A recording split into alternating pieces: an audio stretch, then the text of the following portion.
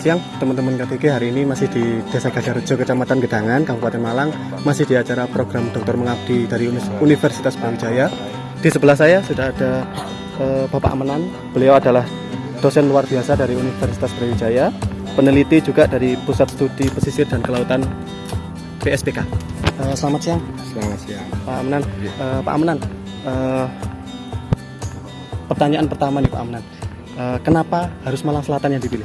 Oke, jadi pertama mungkin saya ingin menyampaikan selaku praktisi baik dari sektor kebijakan maupun dari dosen yang kebetulan mengambil mata kuliah lingkungan, ekonomi dan pembangunan. Tentunya konsep pemberdayaan untuk sebuah kawasan itu menjadi sangat-sangat penting atau sangat-sangat strategis.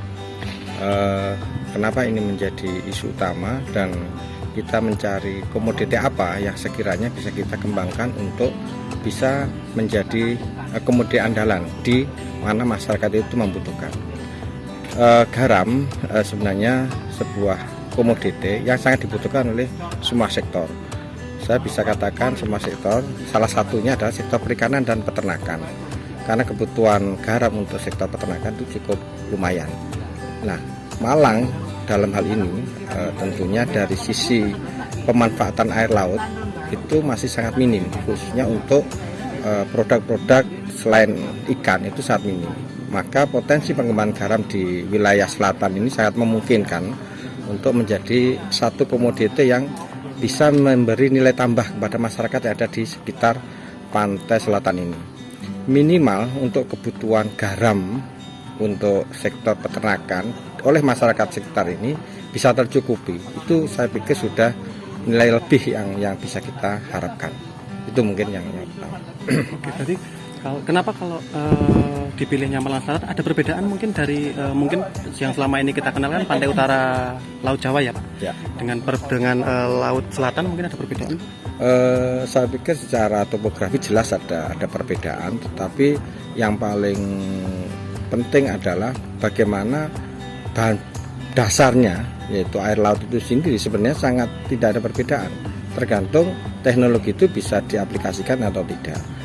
Mungkin selama ini kalau di pantai utara itu kan hamparannya luas, tidak ada pegunungan dan sebagainya, sehingga memungkinkan untuk angin dan seterusnya faktor-faktor yang mendukung terbentuknya garam itu sangat lebih mudah dibandingkan di selatan. Mungkin itu aja. Ada misi atau tujuan khusus untuk menjadikan Malang Selatan atau mungkin Jawa Timur bagian selatan sebagai lumbung garam nasional? Kalau kita bicara garam secara nasional, mungkin kalau sampai menjadi lumbung itu ya tergantung lah.